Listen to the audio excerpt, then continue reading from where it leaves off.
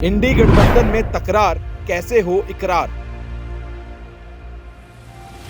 अखिलेश ने बोला कांग्रेस पर हमला। 2024 से पहले गठबंधन को तिलांजलि।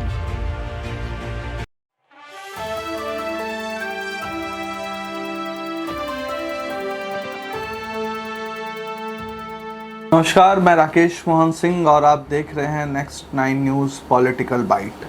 हमारे खास कार्यक्रम राजनीतिक घमासान में आप सभी दर्शकों का हार्दिक स्वागत है। दर्शकों, आज बात हम करेंगे लोकसभा चुनाव 2024 जो प्रस्तावित हैं अगले साल। नवंबर माह चल रहा है, हम जब आपसे बात कर रहे हैं तो आज 14 नवंबर की तारीख है।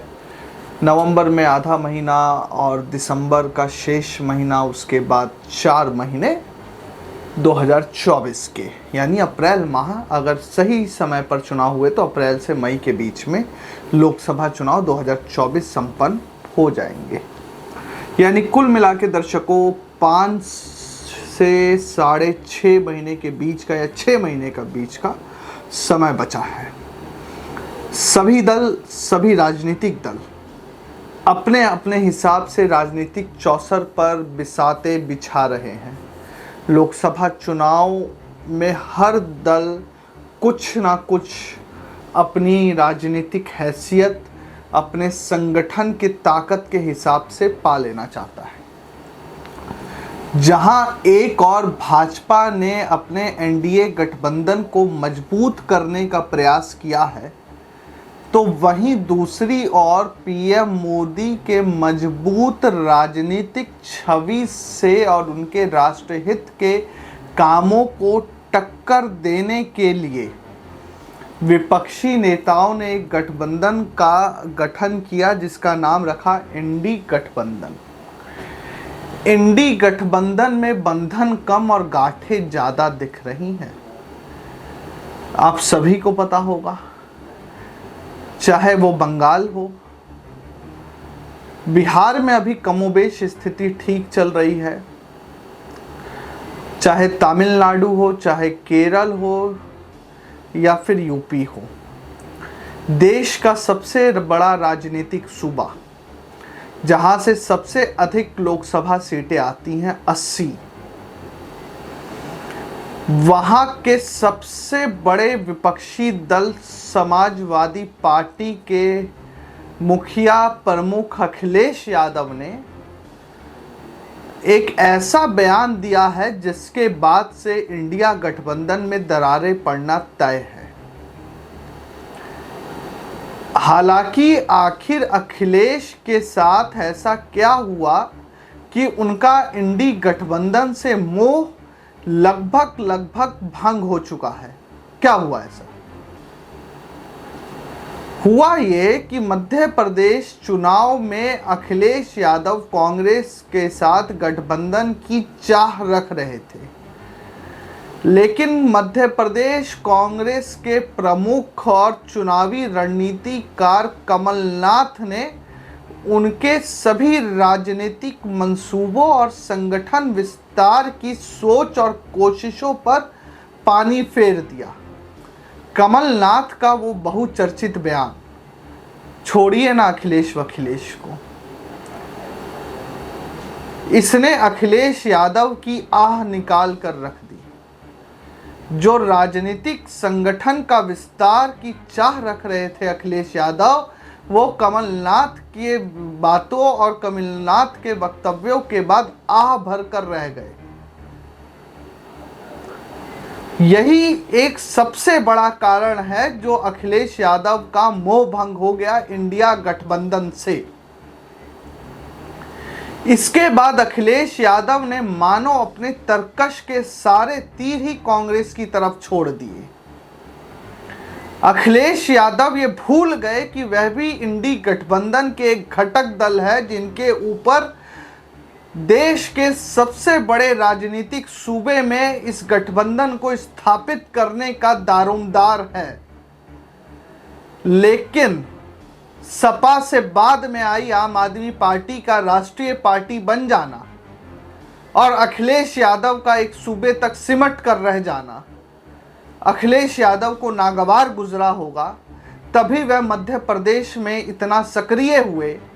उन्होंने अपने उम्मीदवारों की लिस्ट, सूची भी कांग्रेस के मध्य प्रदेश इकाई को भेजी, लेकिन जब सीटें नहीं मिल पाई तो अखिलेश यादव कांग्रेस पर तमतमा गए और उन्होंने कांग्रेस के खिलाफ मोर्चा खोलकर रख दिया, जिसके बाद ये उम्मीदें लगाई जाने लगी कि इंडी गठबंधन के जो घटक दल है वही आपस में मिलकर इस गठबंधन को लोकसभा चुनाव 2024 से पहले तिलांजलि दे देंगे। जब मध्य प्रदेश में सपा को कांग्रेस की तरफ से दोस्ती का हाथ बढ़ता नहीं दिखा, तो अखिलेश यादव ने भी मध्य प्रदेश में कांग्रेस के खिलाफ बाहें तान दी और अब कांग्रेस के वोट काटने का काम कर रहे हैं, जिसका सबसे ज्यादा और अधिक राजनीतिक फायदा कहीं ना कहीं बीजेपी को हो रहा। कांग्रेस भी उसी जातीय समीकरण को साधने में लगी है जिस जातीय समीकरण को साधने में अखिलेश यादव, अरविंद केजरीवाल, हनुमान बेनीवाल लगे हैं। यानी विपक्ष के जो मतदाता है वह बिखराव की स्थिति में है और जो भाजपा के मतदाता है वह एकजुट स्थिति में, जिसका कहीं ना कहीं राजनीतिक और लोकतांत्रिक फायदा मतदाताओं की एकजुटता से बीजेपी को मिलता दिख रहा है।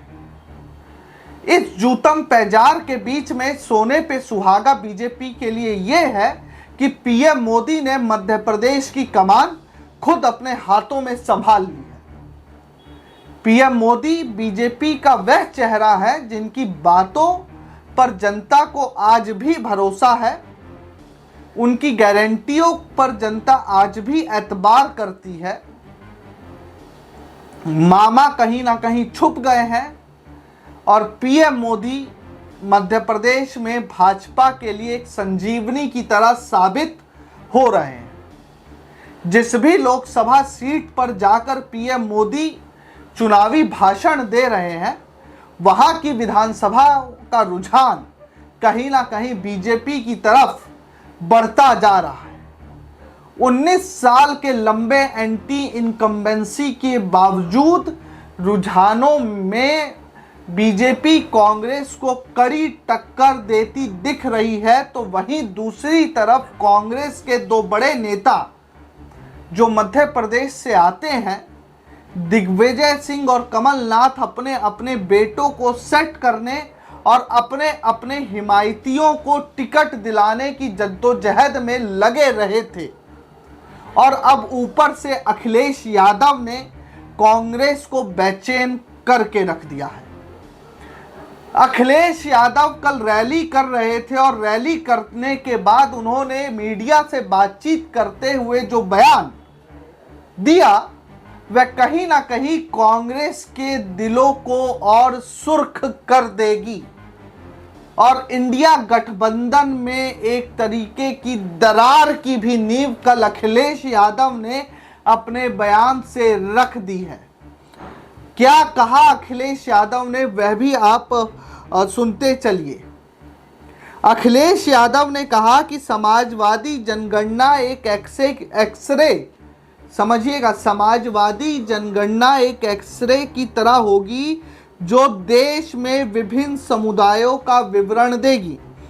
राहुल गांधी के इस बयान पर सपा नेता ने तंज करते हुए पूछा कि जब एमआरआई और सीटी स्कैन जैसी नई तकनीक उपलब्ध है तो एक्सरे क्यों? अखिलेश यादव ने कहा कि सबसे बड़ा चमत्कार ये है कि कांग्रेस जाति जनगणना के बारे में बात कर रही है। जो लोग एक्सरे के बारे में बात कर रहे हैं यह वही लोग हैं जिन्होंने आज़ादी के बाद जाति जनगणना को बंद कर दिया। ये अखिलेश यादव का एक बड़ा बयान लोकसभा चुनाव 2024 से पहले। जाति जनगणना इस देश में अंतिम बार आज़ादी से पहले 1931 में की गई थी, उसके बाद किसी भी तरह की जाति जनगणना नहीं हुई। 2011 में यूपीए 2 की सरकार में एक सोशल इकोनॉमिक कास्ट सेंसस हुआ, लेकिन उसका डाटा आज तक सार्वजनिक नहीं किया गया। कई तरह की त्रुटियां उसमें देखी गई, जिसकी वजह से लेकिन उसके बाद की भी आने वाली सरकारें जातिगत जनगणना पे हीला हवेली करती रहीं, क्योंकि सरकारों का कहना था कि जातिगत जनगणना से इस देश के सामाजिक लोकतंत्र में विभेद और मतभेद बढ़ेंगे, जिसकी वजह से जातिगत जनगणना कराना ठीक नहीं है।